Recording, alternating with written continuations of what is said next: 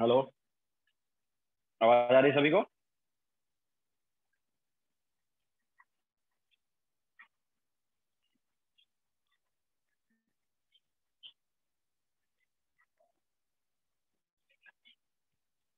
Okay so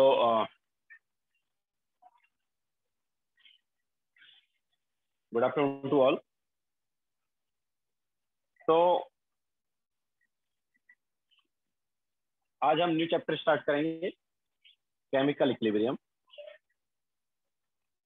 wifi का problem आज भी है, तो हमने मोबाइल हॉटस्पॉट से कनेक्ट किया है। बीच बीच में शायद नेटवर्क प्रॉब्लम हो।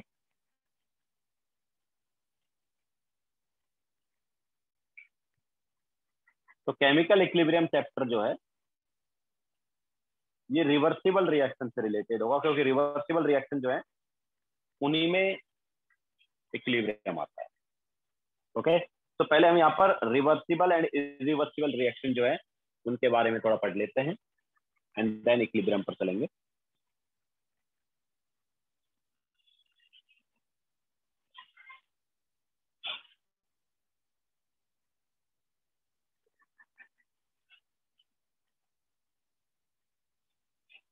Okay, so reversible and irreversible reaction. तो दोनों का डिफरेंस देख लेते हैं, डिफरेंस क्या क्या है। तो एक साइड लिखो रिवर्सिबल, दूसरी साइड इरिवर्सिबल।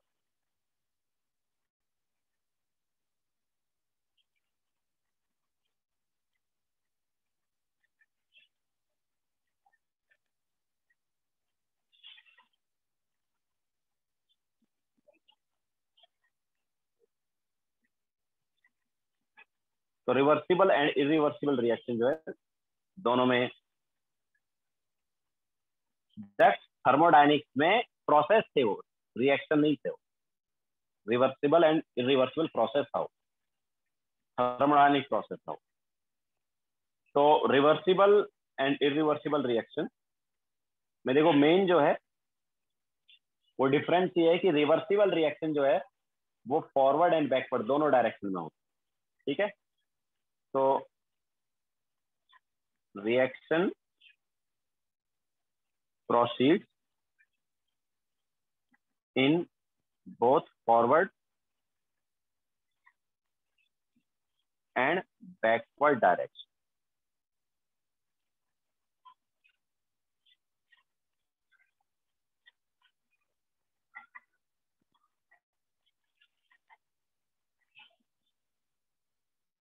जो रिवर्सिबल रिएक्शन होती है वो फॉरवर्ड एंड बैकवर्ड दोनों डायरेक्शन में प्रोसीड करती है, लेकिन जो इरिवर्सिबल रिएक्शन है वो जस्ट फॉरवर्ड डायरेक्शन में प्रोसीड करती है। ठीक है,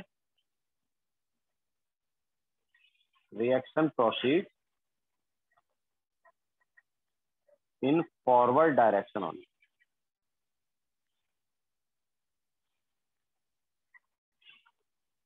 तो यहाँ पर रिवर्स रिएक्शन या बैकवर्ड रिएक्शन नहीं है, but in the case of reversible forward and backward दोनों रिएक्शन होती है। ओके, तो रिवर्सिबल रिएक्शन जो है इनमें इक्विलिब्रियम आ जाता है। ओके, इरिवर्सिबल रिएक्शन में इक्विलिब्रियम नहीं आएगा, रिवर्सिबल रिएक्शन में इक्विलिब्रियम आ जाएगा। तो equilibrium is achieved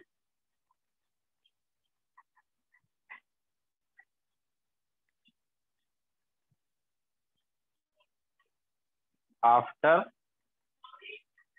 certain time.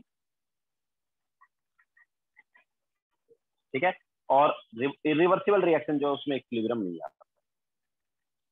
तो equilibrium is not achieve.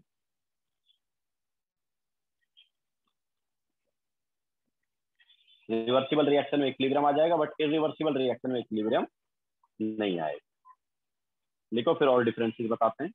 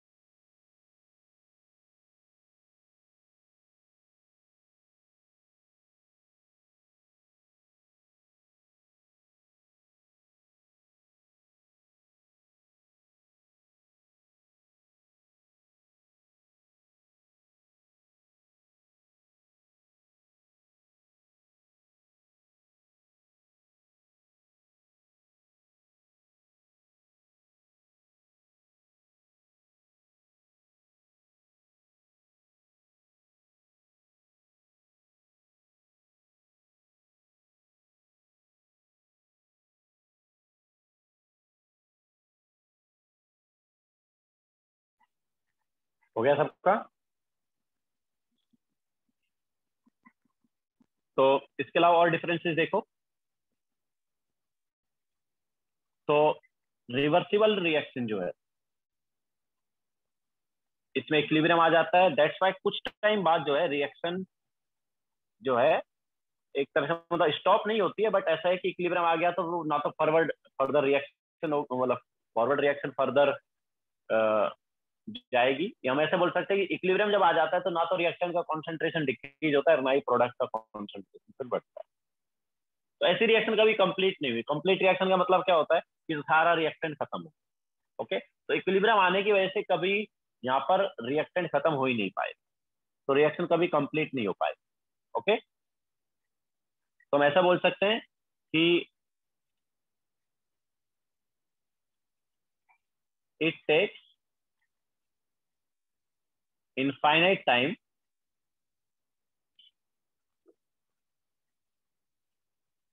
For completion. ठीक है, लेकिन रिवर्सिबल जो इरिवर्सिबल रिएक्शन है वो कंप्लीट हो जाएगी। तो इट कंप्लीट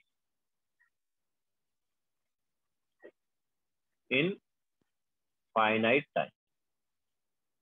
ठीक है, वो कुछ फाइनाइट टाइम में क्या हो जाएगी, कंप्लीट हो जाएगी। इसके अलावा रिवर्सिबल रिएक्शन के लिए हम डबल एरो यूज करते हैं और इरिवर्सिबल के लिए सिंगल एरो यूज करते हैं।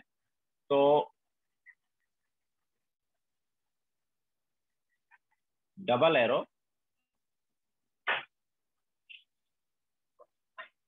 डबल एरो भी कैसा देखो, मतलब हम ऐसा भी यूज कर सकते हैं या फिर ऐसा भी यूज कर सकते हैं। ठीक है, सो double arrow is used for reversible reaction.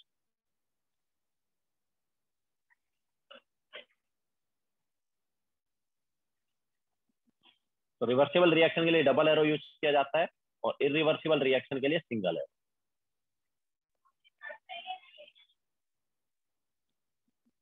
तो single arrow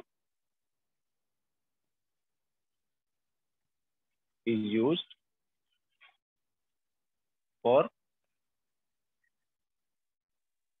irreversible. Single arrow मतलब ऑब्वियसली वो तो पता ही है कैसा रहता है। सिंगल एरो मतलब इस टाइप।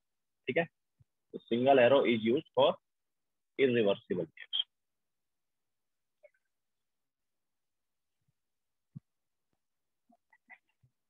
ठीक है, तो अगर कुछ एग्जांपल यहाँ पर हम ले दोनों टाइप के रिएक्शन के, तो देखो H2O solid and H2O liquid जो है उसके बीच में जो रिएक्शन होती है ऑब्वियसली कब, एट 0 डिग्री। ठीक है, तो वो रिवर्सिबल रिएक्शन। सॉलिड और H2O सॉलिड मतलब आइस और H2O लिक्विड मतलब वाटर। आइस और वाटर जो है एट 0 डिग्री सेल्सियस पर इस टाइप से रिवर्सिबल रिएक्शन करते हैं।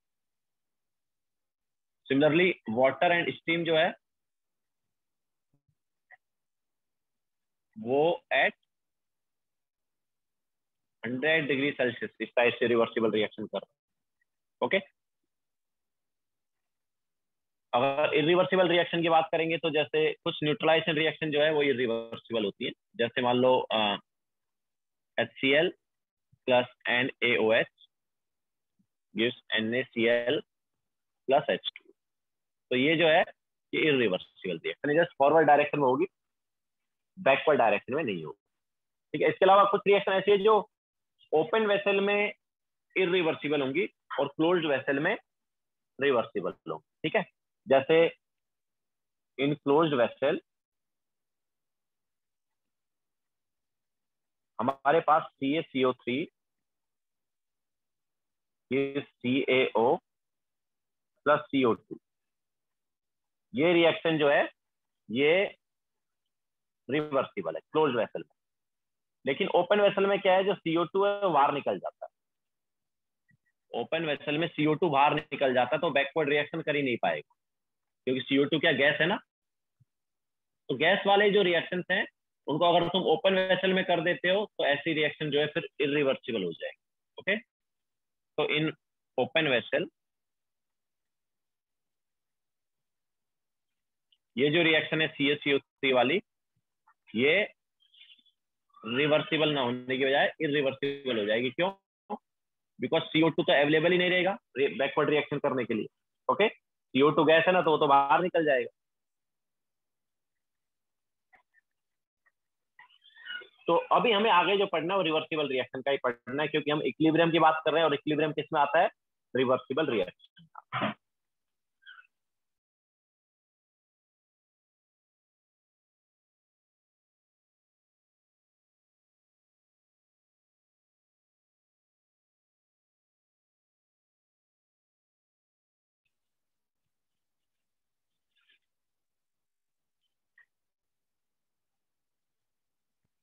यस शालिक। यस तनीषा।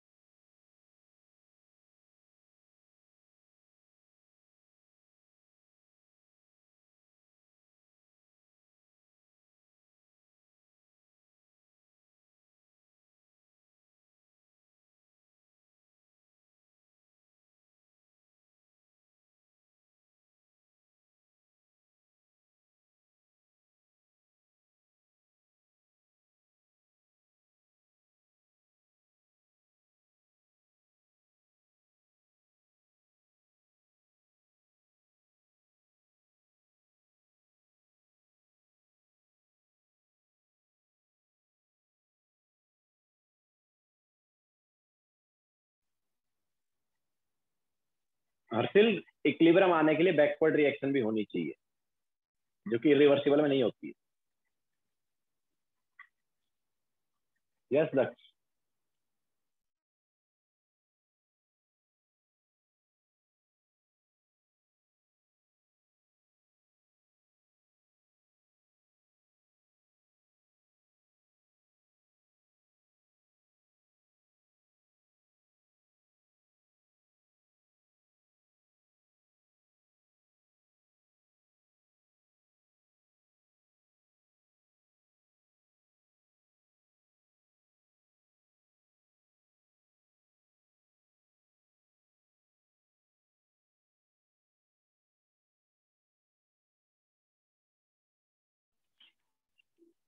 दोनों एग्जिस्ट करते हैं दक्ष 0 डिग्री पर।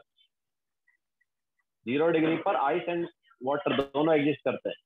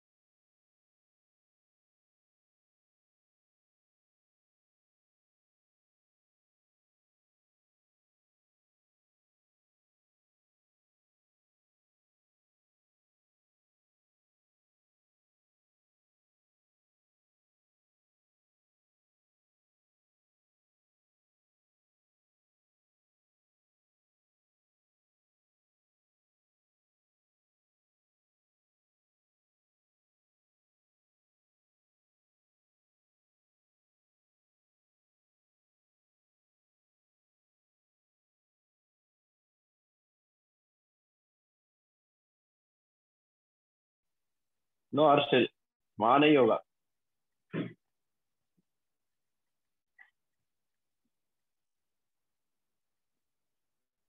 तो ये हमारे पास हो गया difference between reversible and irreversible.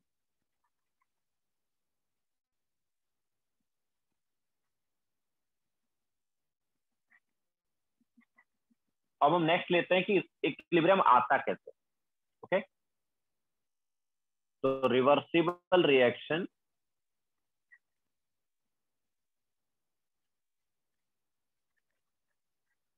And equilibrium.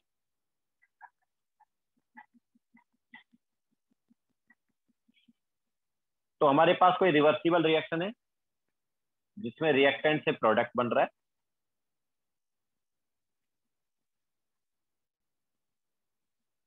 साथ साथ प्रोडक्ट से रिएक्टेंट बन रहा है, तो ये कोई रिवर्सिबल रिएक्शन आता है।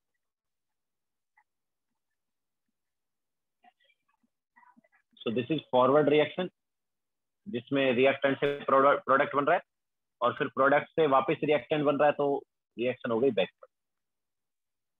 ठीक है, तो ये फॉरवर्ड एंड बैकवर्ड दोनों रिएक्शन हो रही है। तो ऐसी रिएक्शन जब स्टार्ट होंगी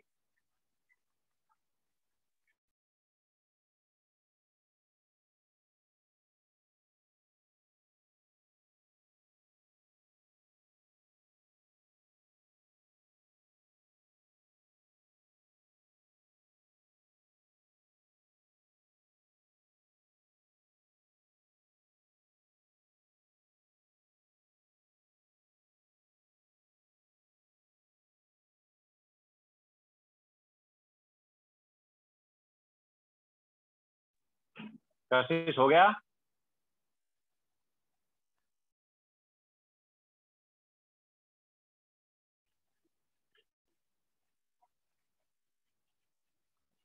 तो ये हमारे पास कोई रिवर्सिबल रिएक्शन है। तो जब ये रिएक्शन स्टार्ट होती है तो उससे पहले ऑब्वियसली रिएक्टेंट हमारे पास कुछ रहता है और प्रोडक्ट का कॉन्सेंट्रेशन क्या रहता है, 0 रहता है। तो ये वाली रिएक्शन जैसे जैसे प्रोडक्ट बनाएगी तो वापस प्रोडक्ट फिर क्या रिएक्टेंट बनाता जाएगा। तो इनिशियल पॉइंट पर हमारे पास रिएक्टेंट का मैक्सिमम कॉन्सेंट्रेशन और प्रोडक्ट का कॉन्सेंट्रेशन 0 है, लेकिन जैसे जैसे रिएक्शन प्रोसीड करेगी तो रिएक्टेंट कॉन्सेंट्रेशन कम होता जाएगा और प्रोडक्ट कॉन्सेंट्रेशन बढ़ता जाएगा। अब इसकी वजह से अब देखो यहाँ पर दो रिएक्शन है, एक फॉरवर्ड एक बैकवर्ड है, तो दोनों रिएक्शन का कुछ रेट होगा, फॉरवर्ड रिएक्शन का भी रेट होगा और बैकवर्ड का भी। तो जैसे जैसे रिएक्शन प्रोसीड कर रही है फॉरवर्ड रिएक्शन का रेट कम होता जा रहा है और बैकवर्ड का रेट बढ़ता जा रहा है। फिर एक टाइम ऐसा आएगा कि फॉरवर्ड रिएक्शन का रेट और बैकवर्ड रिएक्शन का रेट सेम हो जाएगा, एंड उस पॉइंट के बाद रिएक्टेंट का जो कॉन्सेंट्रेशन है ना तो फर्दर कम होगा और ना ही प्रोडक्ट का कॉन्सेंट्रेशन फर्दर बढ़ेगा, क्योंकि दोनों फॉरवर्ड और बैकवर्ड रिएक्शन का रेट सेम होगा। तो उस पॉइंट के बाद मतलब क्या होने वाला है कि मान लो रिएक्टेंट के 2 मोल्स रिएक्ट कर गए ना प्रोडक्ट बनाने के लिए, तो वापस प्रोडक्ट जो है वो बैकवर्ड रिएक्शन करके रिएक्टेंट के 2 मोल बना देगी।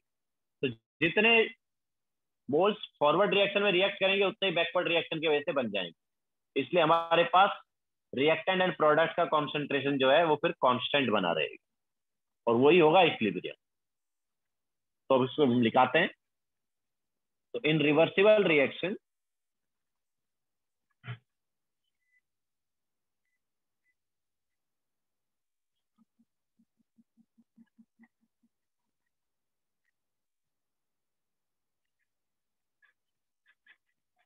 concentration of reactant is maximum and concentration of product is zero at initial point,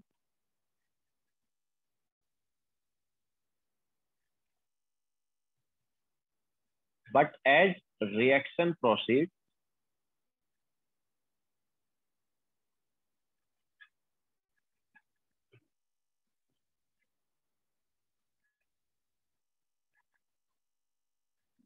reactant concentration decreases and product concentration increases. Due to this, forward reaction rate decreases and backward reaction rate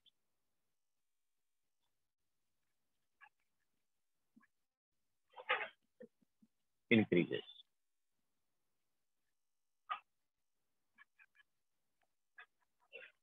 ठीक है। और कुछ time बाद दोनों rate क्या हो जाएंगी, same हो जाएंगी, और जब दोनों रेट सेम होंगी तो इक्विलिब्रियम आ जाएगा। लिखो, फिर आगे भी लिखाते हैं।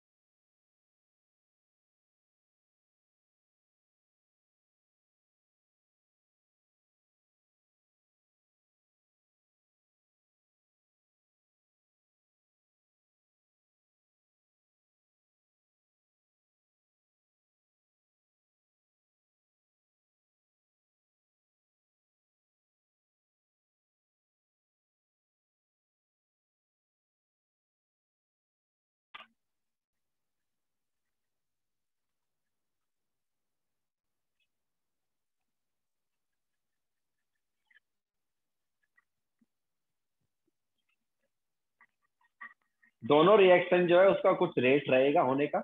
रेट मतलब कि पर सेकंड कितना रिएक्ट कर रहा है। ओके, तो वो जो रेट है वो फॉरवर्ड रिएक्शन का धीरे धीरे कम होता जाएगा, क्योंकि रिएक्टेंट हमारे पास कम होता जा रहा है। तो रिएक्टेंट का अगर अमाउंट कम होता जाएगा तो उसका जो रिएक्ट करेगा वो भी कम होता जाएगा।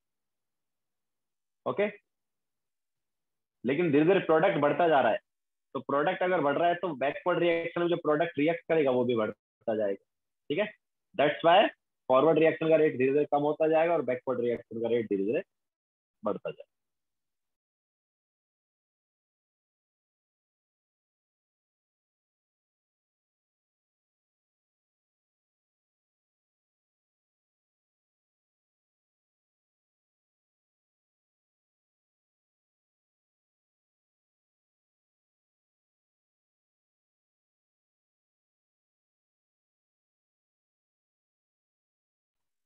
ओके, तो जितना ज्यादा कॉन्सेंट्रेशन उतना ज्यादा रेट।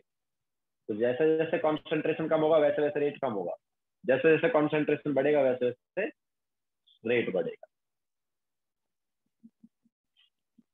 तो इक्विलिब्रियम जब आएगा तो दोनों रेट क्या हो जाएंगे, सेम हो जाएंगे। तो at equilibrium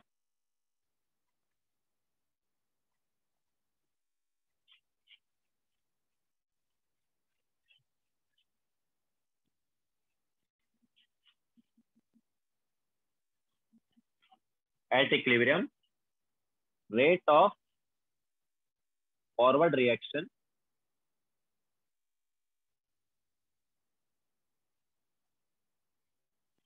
will be equal to rate of backward reaction।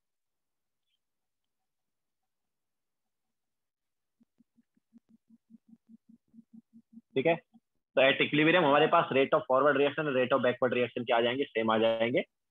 तो आफ्टर इक्विलिब्रियम पॉइंट जब हमारे पास इक्विलिब्रियम आ गया, रिएक्टेंट का कॉन्सेंट्रेशन ना फर्दर डिक्रीज होगा और ना ही प्रोडक्ट का कॉन्सेंट्रेशन फर्दर इंक्रीज होगा। ठीक है, so after achieving equilibrium,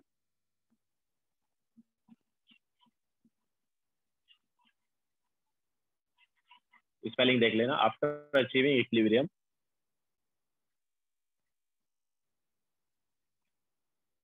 both reactant and product concentration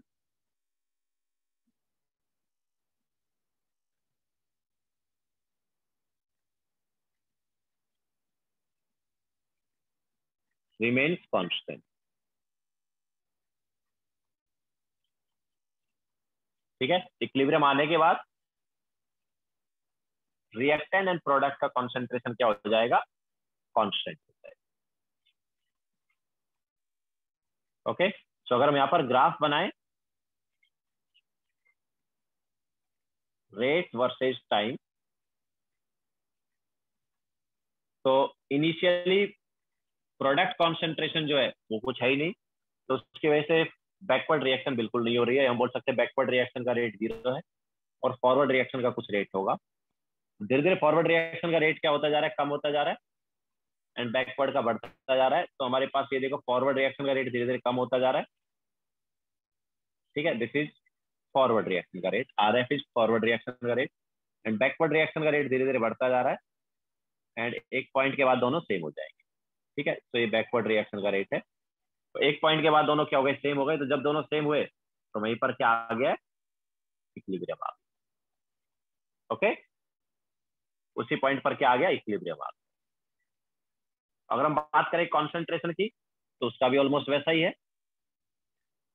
तो कॉन्सेंट्रेशन वर्सेस टाइम अगर हम देखें तो इनिशियली प्रोडक्ट कॉन्सेंट्रेशन 0 है और रिएक्टेंट कॉन्सेंट्रेशन कुछ है, लेकिन धीरे धीरे रिएक्टेंट कॉन्सेंट्रेशन कम होता जा रहा है एंड प्रोडक्ट कॉन्सेंट्रेशन बढ़ता है। अब देखो प्रोडक्ट और रिएक्टेंट का कॉन्सेंट्रेशन कांस्टेंट हो जाएगा, सेम होगा ऐसे नहीं लिखा हम। ओके, तो फाइनल कॉन्सेंट्रेशन किसी का भी ज्यादा हो सकता है, प्रोडक्ट का भी ज्यादा हो सकता है, रिएक्टेंट का भी। हमने फाइनल कॉन्सेंट्रेशन रिएक्टेंट का ज्यादा ले लिया, बट किसी का भी हो सकता है। ओके, और सेम भी आ सकता है, कुछ भी कोई भी कंडीशन आ सकते हैं फाइनल कॉन्सेंट्रेशन।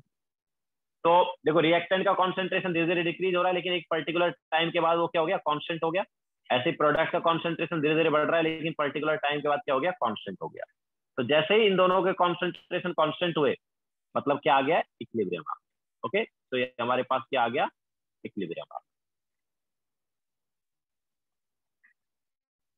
ओके, तो जैसे ही इक्विलिब्रियम आएगा, फॉरवर्ड और बैकवर्ड रिएक्शन का रेट सेम हो गया, एंड फॉरवर्ड और बैकवर्ड रिएक्शन का रेट सेम हुआ, बट कॉन्सेंट्रेशन जो है वो कांस्टेंट हो जाएगा।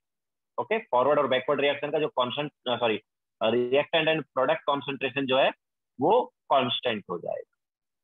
उस पर्टिकुलर पॉइंट के बाद ना तो रिएक्टेंट का कॉन्सेंट्रेशन फर्दर डिक्रीज होगा और ना ही प्रोडक्ट का कॉन्सेंट्रेशन फर्दर इंक्रीज होगा। लिखो, फिर आगे चलते हैं।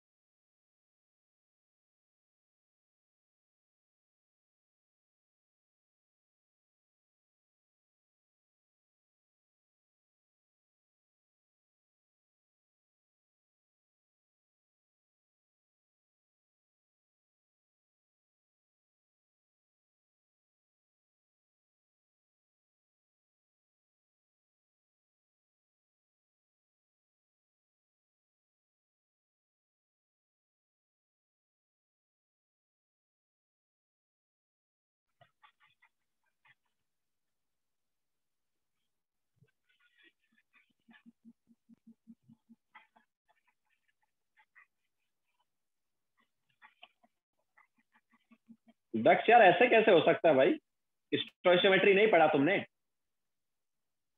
मास जितना रिएक्ट करेगा उतना ही मास बढ़े बनेगा, लेकिन मोल्स जितना रिएक्ट करेगा उतना ही मोल्स बनेगा क्या? वो तो स्टोइशियोमेट्रिक कोएफिशिएंट पे डिपेंड करेगा ना। तो फिर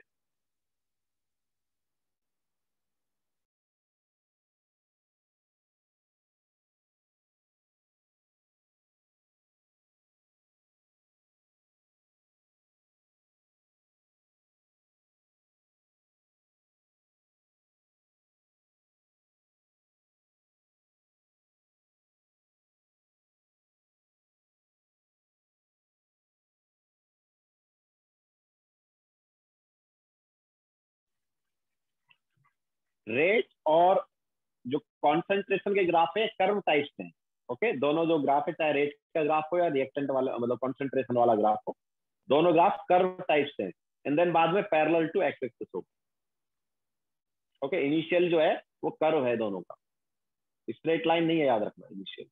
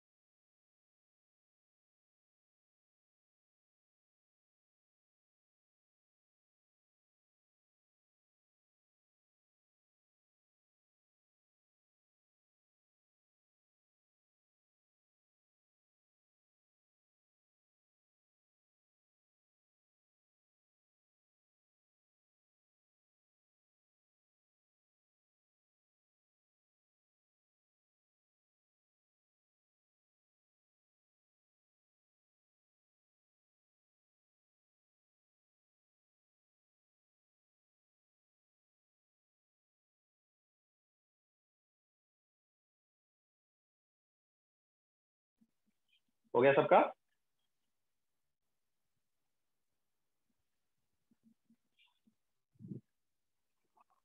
दक्ष यार, कॉन्सेंट्रेशन क्या होती है? Is number of moles by volume ना? मतलब क्या बोलूं मैं तुम्हें यार, तुम स्टोइकियोमेट्री पढ़ चुके हो। जैसे मान लो रिएक्शन है N2 plus 3H2 gives twice NH3। तो इसका मान लो A मोल्स है, उसमें से मान लो X मोल रिएक्ट कर गया, तो NH3 का 2X मोल बनेगा ना। तो इसका और ये दोनों मोल सेम है क्या यार? है? A माइनस एक्स और 2X सेम है क्या? अगर मोल सेम नहीं है तो फिर कॉन्सेंट्रेशन कैसे सेम हो गया?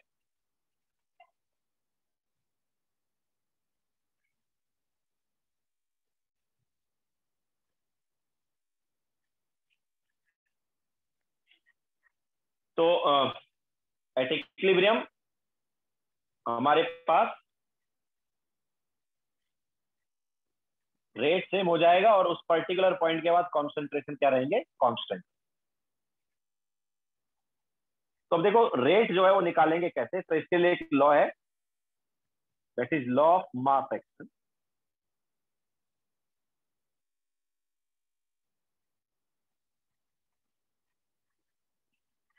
तो लॉ ऑफ मास एक्शन क्या बोलता है? तो इसके according rate of reaction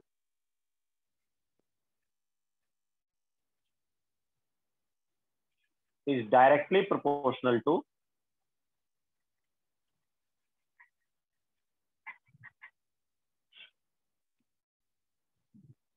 active mass.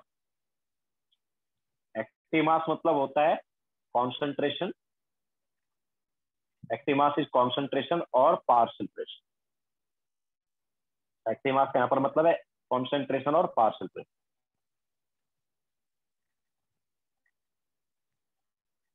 तो rate of reaction is directly proportional to active mass of reactant raised to stoichiometric coefficient।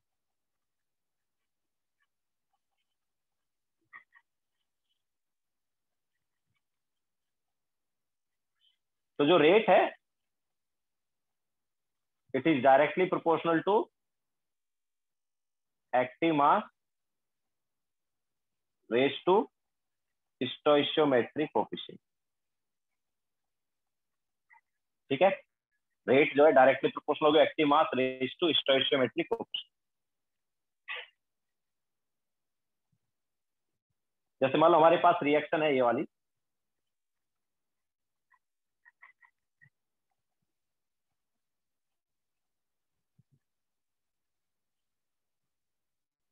मान लो ये रिएक्शन, तो रेट ऑफ फॉरवर्ड रिएक्शन जो है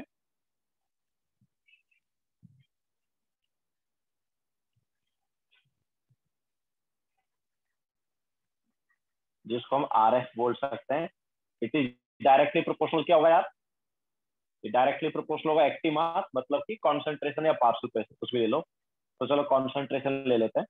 तो concentration of A raise to क्या बोला? Stoichiometric and concentration of B raise to stoichiometric. Okay? तो ये हमारे पास रेट ऑफ फॉरवर्ड रिएक्शन आ गया। इसी टाइप से रेट ऑफ बैकवर्ड रिएक्शन भी आएगा। लिखो पहले।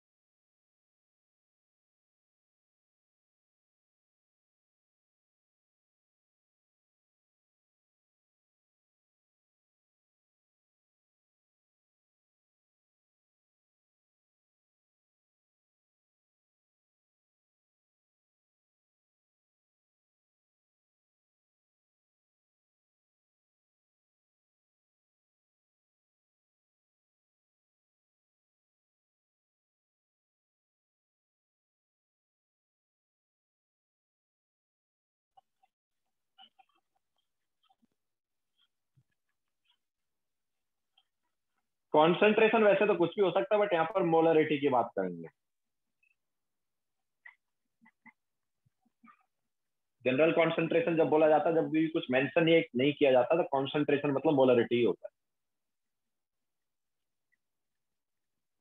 तो ये हमारे पास हो गया rate of forward reaction. Now अच्छा, प्रोपोर्शनल का साइन अगर हटेगा तो कोई कांस्टेंट आएगा।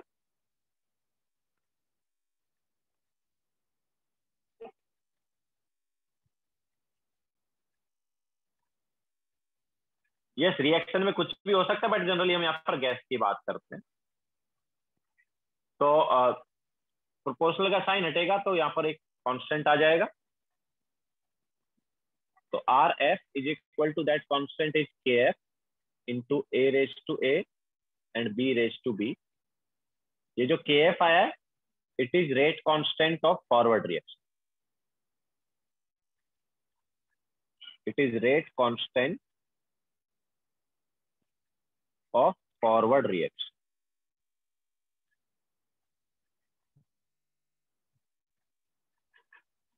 इसी टाइप से बैकवर्ड रिएक्शन का रेट क्या होगा?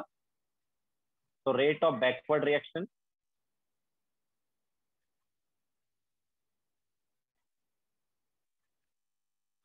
तो देखो, बैकवर्ड रिएक्शन जो है उसके लिए रिएक्टेंट क्या हो गए, सी और डी हो गए ना। बैकवर्ड रिएक्शन के लिए रिएक्टेंट क्या हो गए, सी एंड डी।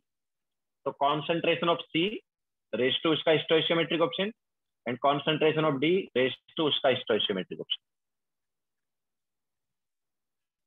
ठीक है, इसको हम आरबी बोल देते हैं। तो आरबी जो है, इट इज इक्वल टू क्या आ गया, प्रोपोर्शनल का साइन हटा तो एक कांस्टेंट आ गया जिसको केबी या रेट कांस्टेंट बोल देंगे, into C raise to C and D raise to D. Okay, so here kb is rate constant of backward reaction।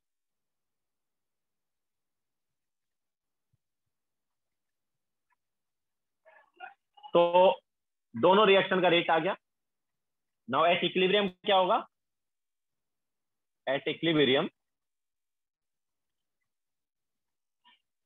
Forward reaction rate is equal to क्या हो जाएगा, बैकवर्ड रिएक्शन रेट।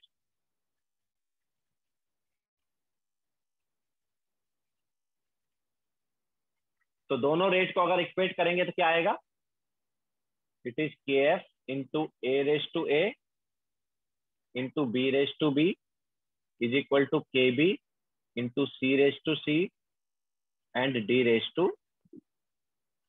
ठीक है, लिखो फिर आगे चलते हैं।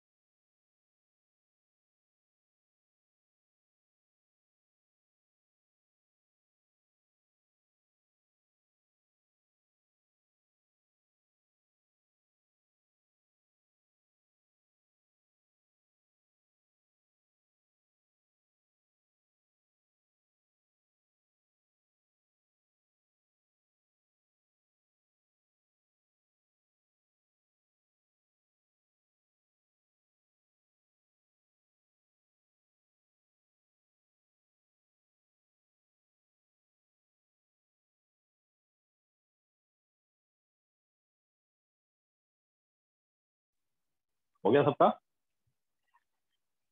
तो एट इक्विलिब्रियम दोनों रेट सेम होंगी। तो अब देखो के एफ अपॉन के बी क्या हो जाएगा इधर? तो K F by K B is equal to क्या आ जाएगा? It is C raise to C into D raise to D divide by A raise to A and B raise to, ये आ गया। ठीक है, सो ये जो के एफ बाई के बी है, it is nothing but equilibrium constant. Forward reaction का rate constant divide by backward reaction का रेट कांस्टेंट जो है, ये हो गया इक्विलिब्रियम कांस्टेंट। इसको हम के ई क्यू लिखते हैं। ओके, सो के ई क्यू यहाँ पर क्या हो गया? K E Q is equal to C raise to C into D raise to D divide by A raise to A and B raise to B. Okay, तो ये हमारे पास इक्विलिब्रियम कांस्टेंट का एक्सप्रेशन आता है। या फिर हम इसको ऐसा भी बोल सकते हैं कि के इक्विलिब्रियम जो है ये क्या हो गया? ये रिएक्टेंट कॉन्सेंट्रेशन, सॉरी सी और डी क्या है? प्रोडक्ट कॉन्सेंट्रेशन है ना। तो product concentration raise to stoichiometric coefficient divide by reactant concentration raise to stoichiometric. ठीक है, ऐसे भी इसको हम बोल सकते हैं। ठीक है, तो एक किसी भी रिएक्शन का इक्विलिब्रियम कांस्टेंट को इस टाइप से हम डिफाइन कर सकते हैं। और ऑब्वियसली यहाँ पर जो कॉन्सेंट्रेशन है ये इक्विलिब्रियम वाली कॉन्सेंट्रेशन है ना। जब हमारे पास रिएक्शन किस पर आ गई है? इक्विलिब्रियम पर आ गई। अच्छा, अगर इक्विलिब्रियम कांस्टेंट की वैल्यू ज्यादा होगी तो यार प्रोडक्ट बाय रिएक्टेंट ज्यादा होगा ना। अगर किसी रिएक्शन का इक्विलिब्रियम कांस्टेंट ज्यादा है, इसका मतलब क्या है? प्रोडक्ट बाय रिएक्टेंट की वैल्यू ज्यादा है। और प्रोडक्ट बाय रिएक्टेंट की वैल्यू ज्यादा मतलब प्रोडक्ट ज्यादा आ गया हो गया, रिएक्टेंट कम हो गया होगा। या हम बोल सकते हैं कि एक्सटेंट ऑफ रिएक्शन ज्यादा होगा, extent of completion of reaction ज्यादा होगा, रिएक्शन ज्यादा कंप्लीट हो गई। तो जितना ज्यादा या जितना बड़ा इक्विलिब्रियम कांस्टेंट होता है उतना ही ज्यादा रिएक्शन कंप्लीट हो जाता है। अगर हमें दो रिएक्शन दी हुई है, एक रिएक्शन का इक्विलिब्रियम कांस्टेंट बड़ा है, दूसरी रिएक्शन का इक्विलिब्रियम कांस्टेंट छोटा है, तो जिस रिएक्शन का इक्विलिब्रियम कांस्टेंट बड़ा है वो ज्यादा कंप्लीट हुई हो। Okay,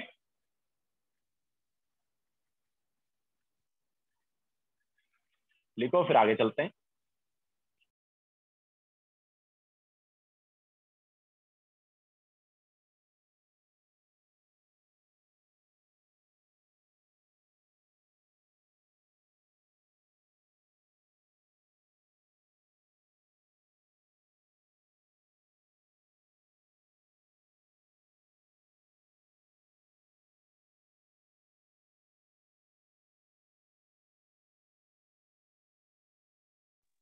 yes, it can be one, but one कब होगा? जब ऑब्वियसली प्रोडक्ट और रिएक्टेंट कॉन्सेंट्रेशन सेम हो जाए तब वन होगा, बट वो तो बहुत कम चांस है होने के।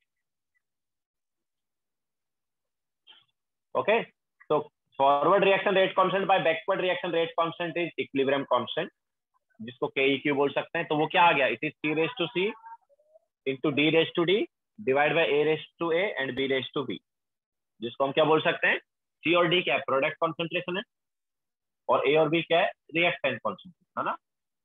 तो product concentration raise to stoichiometric coefficient divide by reactant concentration raise to stoichiometric coefficient is equilibrium constant. और ये प्रोडक्ट बाय रिएक्टेंट है ना। तो जितना बड़ा के होगा उतना ही बात ज्यादा प्रोडक्ट बाय रिएक्टेंट का वैल्यू हो जाएगा। ये हम बोल सकते हैं प्रोडक्ट ज्यादा हो जाएगा, रिएक्टेंट कम हो जाएगा। तो ऐसा भी बोल सकते हैं कि रिएक्शन उतना ही ज्यादा कंप्लीट हो जाएगा।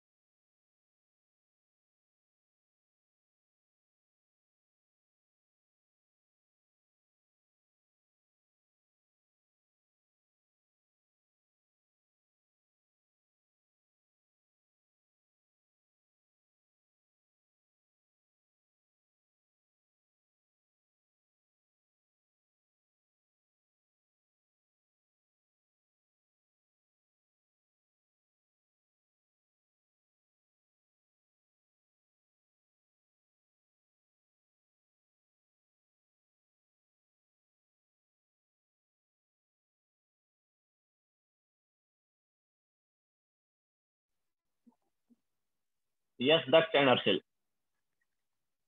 तो अब देखो, हम यहाँ पर कुछ इक्विलिब्रियम कांस्टेंट के कैरेक्टरिस्टिक्स ले लेते हैं।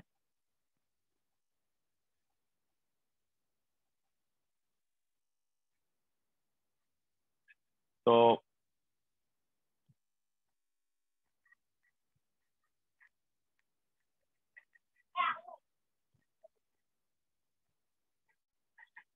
Characteristics of equilibrium constant.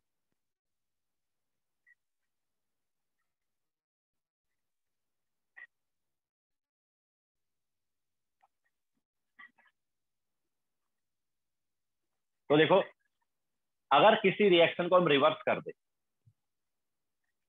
अगर किसी रिएक्शन को रिवर्स कर दें, तो जो इक्विलिब्रियम कांस्टेंट है वो रेसिप्रोकल हो जाता है। ओके, तो on reversing a chemical reaction,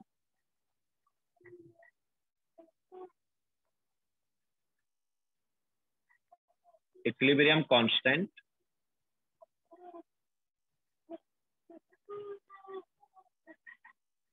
gets reciprocal. ठीक है, जैसे मान लो हमारे पास रिएक्शन है ये वाली,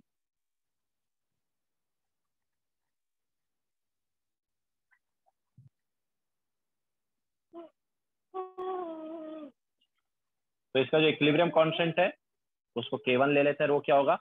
it is C raise to C into D raise to D divided by A raise to A and B raise to. ठीक है, ये इस रिएक्शन का इक्विलिब्रियम कांस्टेंट। अगर हम इसे रिवर्स करेंगे तो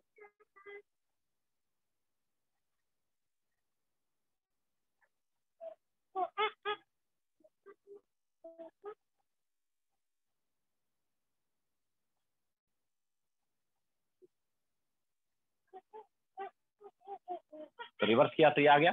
मान लो इस रिएक्शन का इक्विलिब्रियम कांस्टेंट K2 है, तो वो क्या होगा? It is A raise to A, B raise to B divide by C raise to C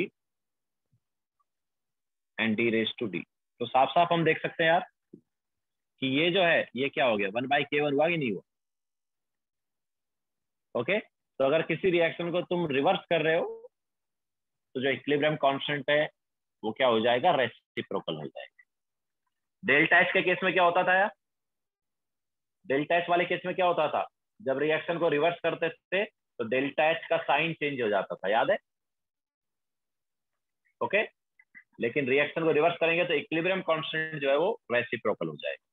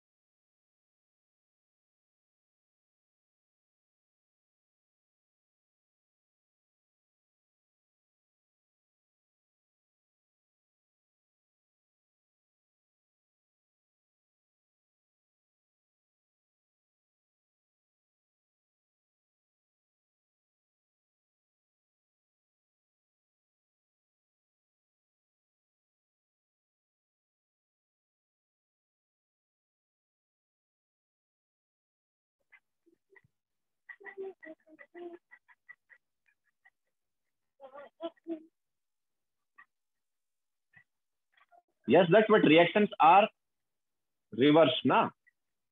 first reaction में रिएक्टेंट जो है ए एंड बी है और प्रोडक्ट जो है सी और डी है। हम ऐसे बोल सकते हैं फर्स्ट रिएक्शन में ए और बी फॉरवर्ड रिएक्शन कर रहे हैं और सी और डी बैकवर्ड रिएक्शन कर रहे हैं, but in second reaction C and D forward reaction कर रहे हैं, A and B backward reaction कर रहे हैं।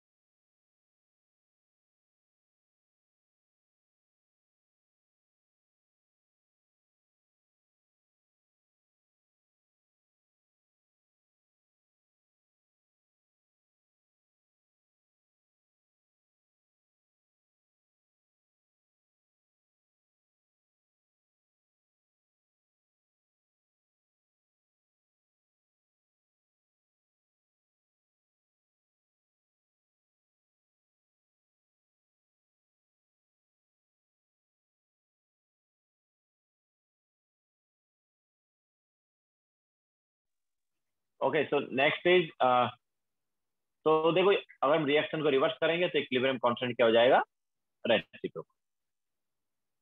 तो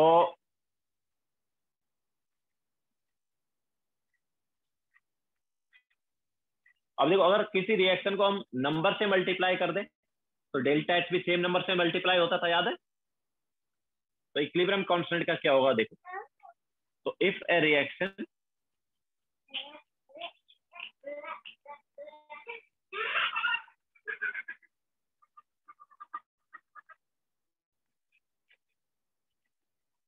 is multiplied by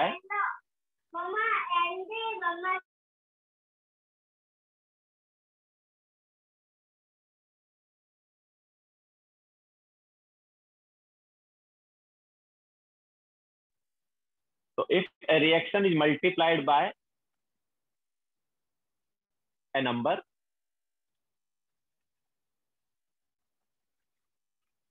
then that number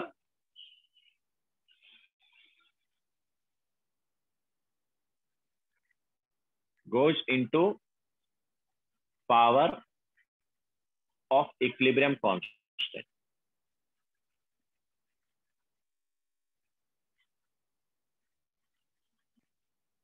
ठीक है, वो नंबर जो है इक्विलिब्रियम कांस्टेंट की पावर में चला जाता है। जैसे मान लो हमारे पास ये जो रिएक्शन है,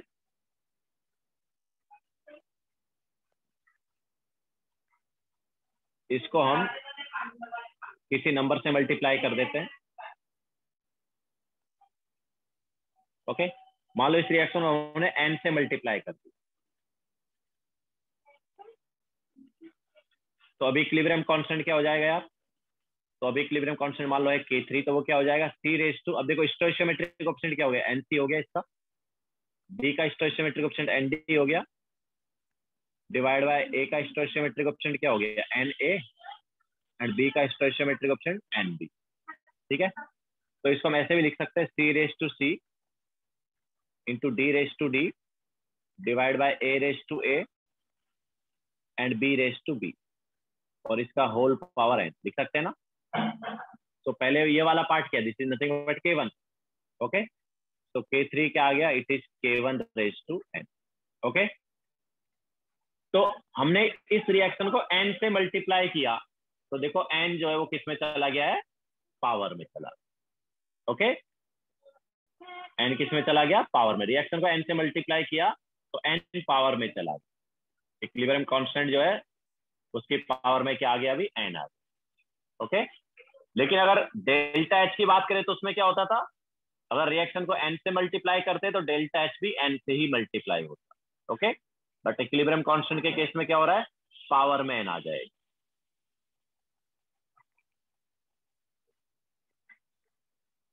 नो अर्चिल,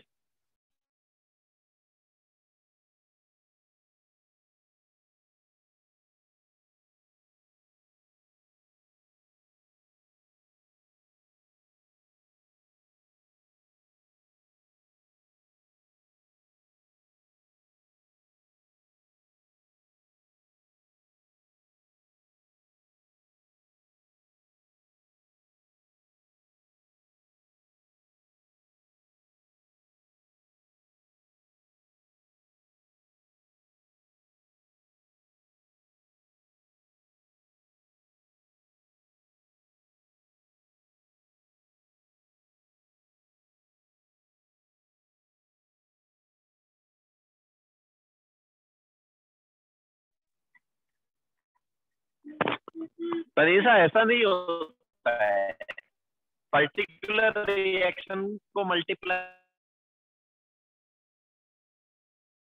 और प्रोडक्ट उसी नंबर से मल्टीप्लाई होंगे, अलग अलग से थोड़ी होंगे।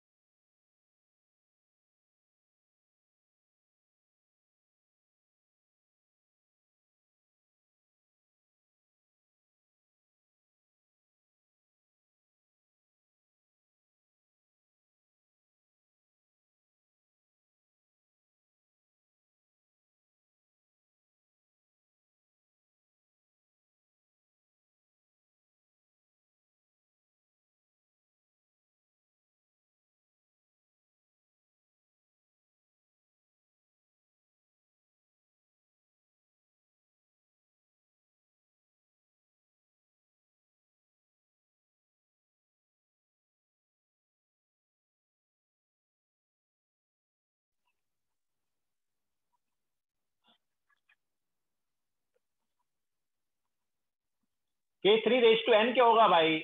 मल्टीप्लाई तो इस रिएक्शन को किया है ना, मतलब फर्स्ट वाली जो रिएक्शन है उसको n से मल्टीप्लाई किया है।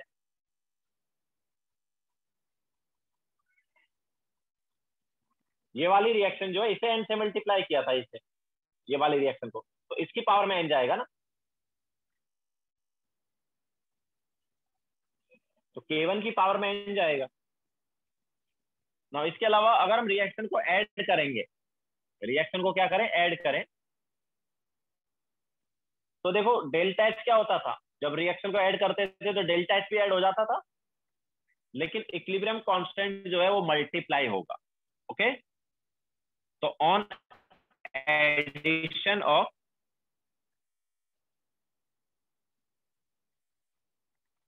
रिएक्शन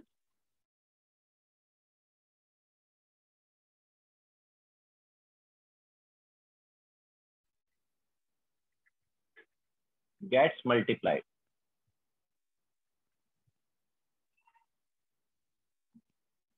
जैसे मान लो हमारे पास एक रिएक्शन है A प्लस CB गिव्स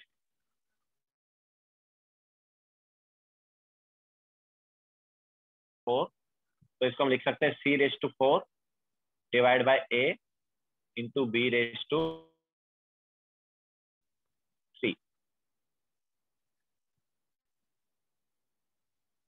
इसके अलावा मान लो एक और रिएक्शन हमारे पास B प्लस 2C,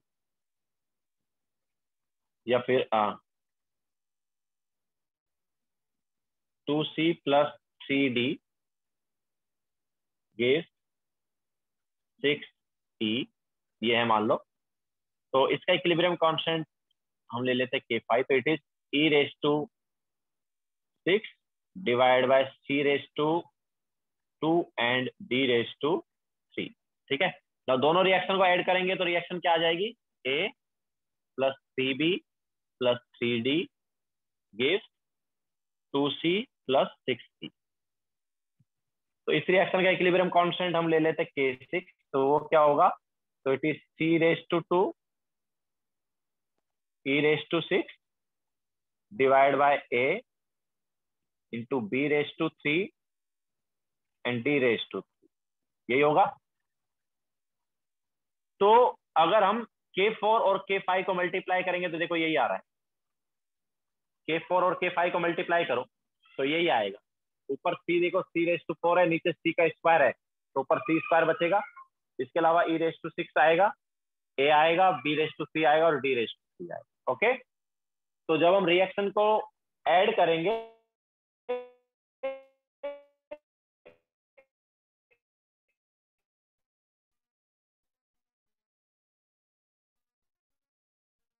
तो जो इक्विलिब्रियम कांस्टेंट है वो क्या हो जाएंगे, मल्टीप्लाई हो जाएंगे। क्लियर है?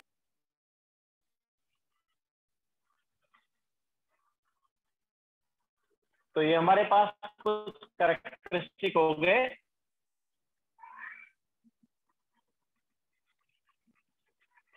अभी क्लियर है आवाज? अभी भी क्रैक हो रहा है क्या?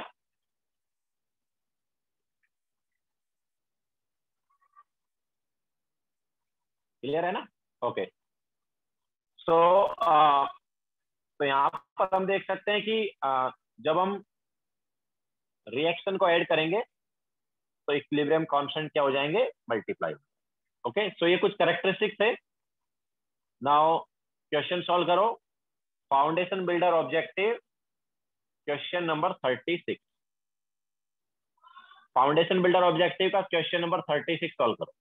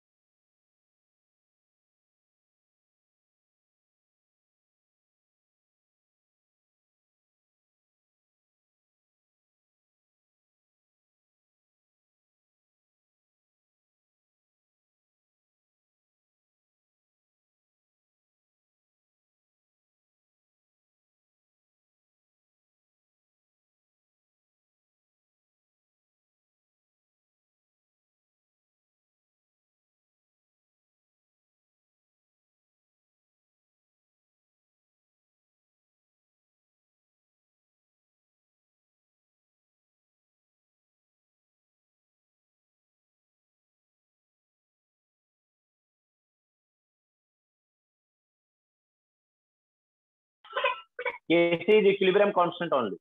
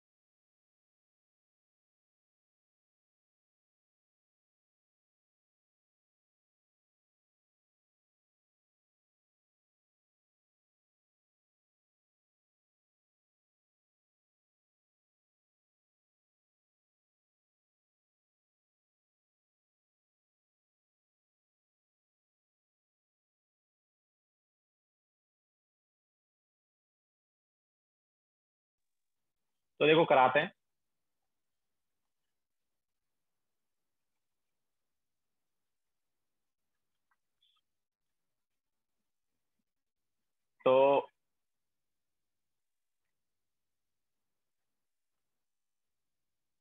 तो देखो हमें यहाँ पर दिया है 2a+b2 गिव्स 2ab। इस रिएक्शन का इक्विलिब्रियम कांस्टेंट है K1।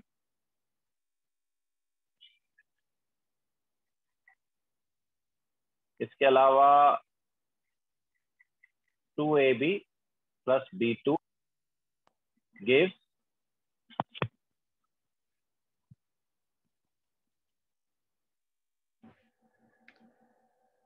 A2b4। इस रिएक्शन का इक्विलिब्रियम कांस्टेंट है K2। और हमें निकालना है किसका इक्विलिब्रियम कांस्टेंट यार, A+b2 गिव्स हाफ A2b4। तो यार देखो क्या है, हमें हाफ A2b4 चाहिए और राइट हैंड साइड चाहिए ना। सेकंड रिएक्शन में A2b4 है, राइट हैंड साइड है, लेकिन वो 1 है। हमें कितना चाहिए, हाफ। तो हाफ चाहिए तो सेकंड रिएक्शन को मल्टीप्लाई बाय क्या कर दे, हाफ कर दे। इसके अलावा हमें क्या चाहिए, अब देखो B2 दोनों रिएक्शन में, तो B2 को मत देखो, है ना। B2 को मत देखो क्योंकि वो दोनों रिएक्शन में। तो किसको देखें, ए को देखें, है ना। तो ए जस्ट फर्स्ट रिएक्शन में। तो हमें कितना ए चाहिए, हमें एक ए चाहिए या 1 ए चाहिए। किधर चाहिए, लेफ्ट हैंड साइड। और फर्स्ट रिएक्शन में ए है, लेफ्ट हैंड साइड ही है, तो नो प्रॉब्लम। लेकिन फर्स्ट रिएक्शन में जो ए है वो 2 है ना। फर्स्ट रिएक्शन में 2a है और हमें चाहिए 1a। तो क्या करें, फर्स्ट रिएक्शन को भी मल्टीप्लाई बाय क्या कर दें, हाफ कर दें। तो दोनों रिएक्शन को मल्टीप्लाई बाय हाफ किया है तो पावर में भी हाफ चला जाएगा। एंड देन इसके बाद इक्विलिब्रियम कांस्टेंट जो है, देखो दोनों रिएक्शन को हाफ से मल्टीप्लाई किया तो इक्विलिब्रियम कांस्टेंट की पावर में हाफ चला गया। एंड देन उसके बाद दोनों रिएक्शन को ऐड करेंगे तो इक्विलिब्रियम कांस्टेंट क्या हो जाएंगे, मल्टीप्लाई। ओके। तो इस रिएक्शन का जो इक्विलिब्रियम कांस्टेंट है वो क्या होगा, फर्स्ट रिएक्शन का इक्विलिब्रियम कांस्टेंट जो कि √K1 आ गया। मतलब हमने क्या किया, मल्टीप्लाई बाय हाफ किया ना, तो पावर में हाफ चला गया। पावर में हाफ गया मतलब रूट, है ना। सो √K1 इंटू √K2 हो जाएगा। क्यों, क्योंकि सेकंड रिएक्शन को भी हमने हाफ से मल्टीप्लाई किया तो उसकी पावर में भी हाफ आ गया, मतलब रूट आ गया वो भी। एंड देन दोनों रिएक्शन को ऐड कर रहे हैं तो इक्विलिब्रियम कांस्टेंट क्या हो गए, मल्टीप्लाई। तो क्या आ गया ये, that is nothing but √K1 K। Okay. तो इस टाइप से हम ये सॉल्व कर सकते हैं। यस, मैंने वही बताया ना थोड़ी देर पहले कि केसी मतलब इक्विलिब्रियम कांस्टेंट ही है।